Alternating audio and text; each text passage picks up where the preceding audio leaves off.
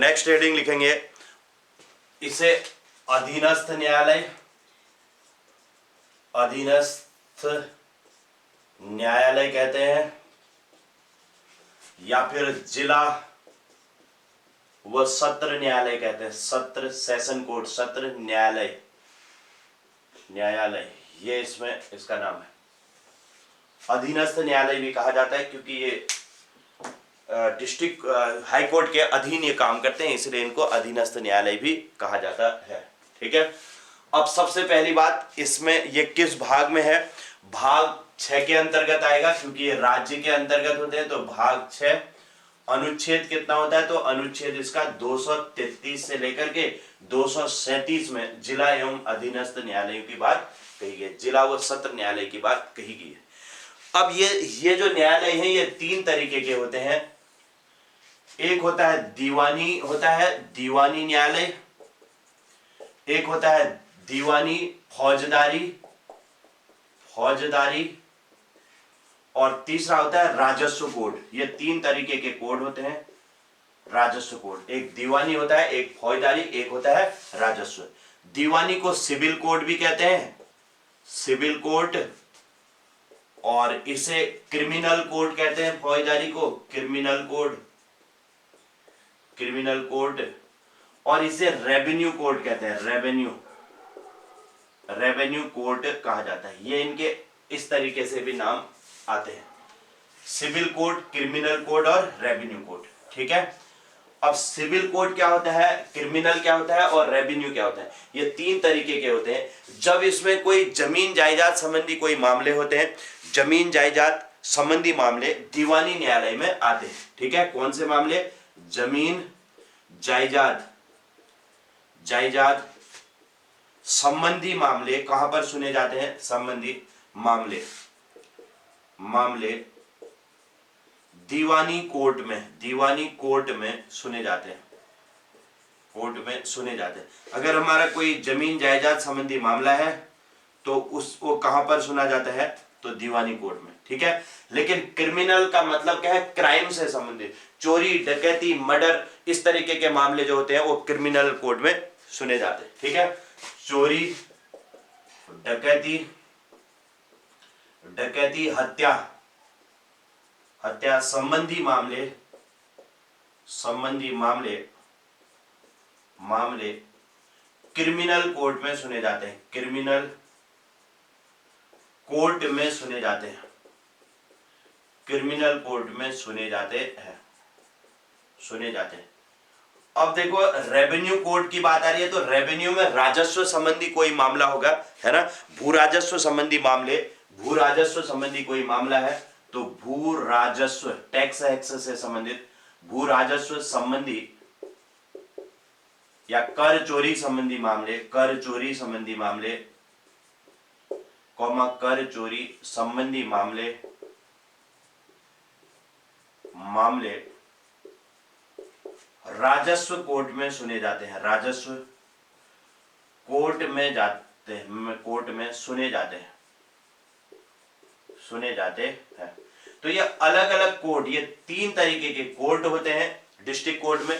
अब वो डिपेंड करता है नेचर पर कि हमारा जो केस है उसका नेचर किस प्रकार का है, उस तरीके के कोर्ट में हम अपनी रिट वहां पर जाकर के लगाते हैं। ठीक है। अगर कोई हमारा जमीन जायदाद संबंधी ऐसे कोई सिविल मामले हैं तो हम यहाँ पर दीवानी कोर्ट में जाएंगे या सिविल कोर्ट में जाएंगे। अगर चोरी, डकैती, हत्या संबंधी कोई क्राइम संबंधी मामले हैं तो किस में जाएगा मामला हमारा? क्रिमिनल कोर्ट में। और किसी कोई राजस्व संबंधी मामला है तो किस पर जाएगा? रेवेन्यू कोर्ट में जाएगा। ठीक है। तो इस तरीके से ये अलग अलग कोर्ट होते हैं और डिपेंड करता है कि हमारा केस का नेचर कैसा है, उस हिसाब से वहां पर फाइल लगाई जाती है। क्लियर हो गया। अब इसका जो जिला न्यायालय का जो प्रधान जो होता है उसे जिला न्यायाधीश कहते हैं। इन सब का, इन तीनों का जो प्रमुख होता है उसे जिला न्यायाधीश कहा जाता है। ठीक है। जिला न्यायाधीश कहा जाता है और यह जिले का सबसे बड़ा न्यायिक अधिकारी होता है। ठीक है। अब इस जो जिला न्यायालय है इसका प्रधान कौन होता है? तो इसमें जिला न्यायाधीश इसका प्रधान होता है। जिला न्यायालय पूरा डिस्ट्रिक्ट कोर्ट का जिला न्यायालय का प्रधान का प्रधान जिला न्यायाधीश होता है। जिला न्यायाधीश होता है। जिला न्यायालय का प्रमुख कौन होता है? तो जिला न्यायाधीश इसका प्रमुख होता है। क्लियर हो गया? और यह जिले का सबसे बड़ा न्यायिक अधिकारी भी माना जाता है। यह जिले का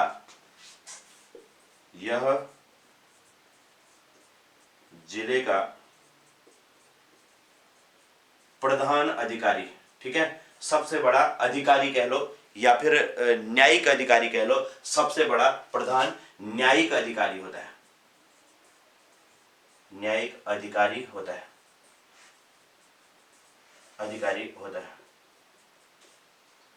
तो इस बात को भी ध्यान रखना, जिले का सबसे बड़ा न्यायिक अधिकारी कौन होता है? तो जिला न्यायाधीश इसका सबसे बड़ा अधिकारी होता है। और ये दीवानी फौजदारी दोनों मामलों को सुनता है। ठीक है, जब यह देखो इसको समझना, यह दीवानी और फौजदारी दोनों मामलों को सुनता है। दोनों मामलों को सुनता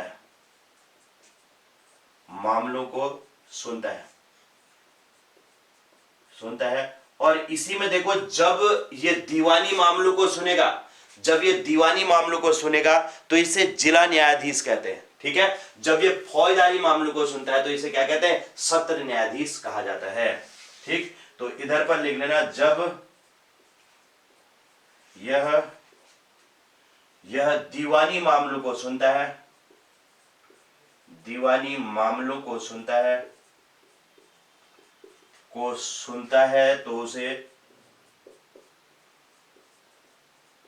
तो उसे जिला न्यायाधीश कहते हैं।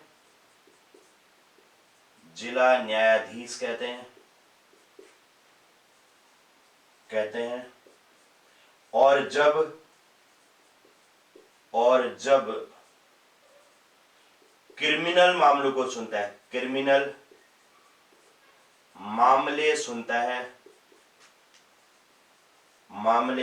है तो उसे सत्र न्यायाधीश कहते हैं।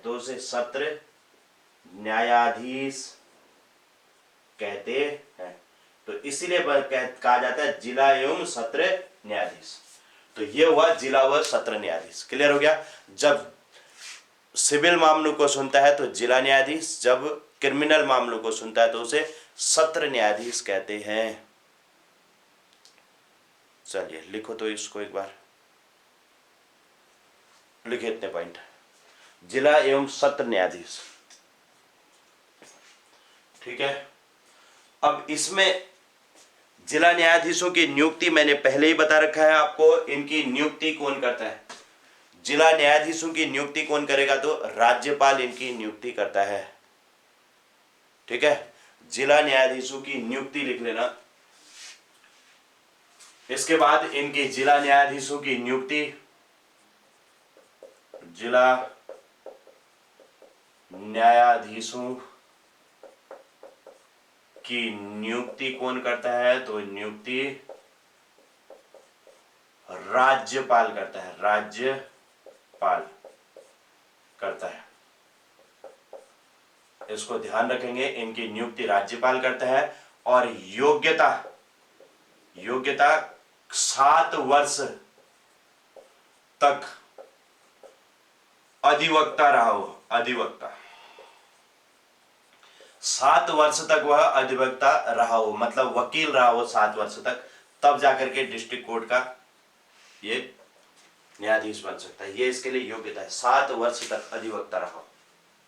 ठीक है, ओके। तो इसको भी लिख लो, योग्यता कम से कम 7 वर्ष तक वह अधिवक्ता रहा हो। जैसे वहां पर 10 वर्ष तक था, वैसे यहां पर 7 वर्ष तक अधिवक्ता।